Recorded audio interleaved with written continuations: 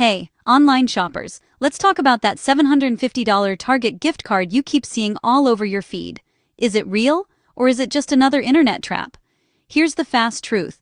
While it's technically possible to score a big gift card through some legit third-party rewards platforms, those TarOffers and similar ads are a whole different story. They're widely considered high risk, and honestly, most of the time, they're just clever ways to snag your personal info. Let's break down how these offers usually work.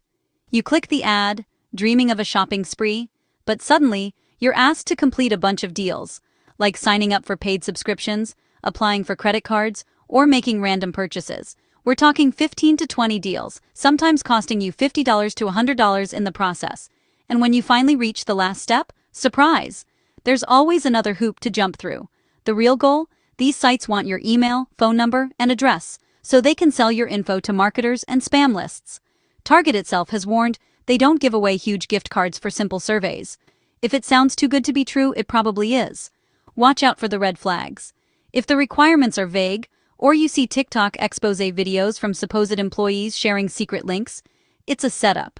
And if they say there are only limited spots left, that's just pressure to make you act fast and skip the fine print. Want real Target rewards? Stick to the official Target Circle loyalty program or look for legitimate in-store promotions. If you're ever in doubt, check Target's official help pages before handing over your info. Don't let scammers steal your time or your money.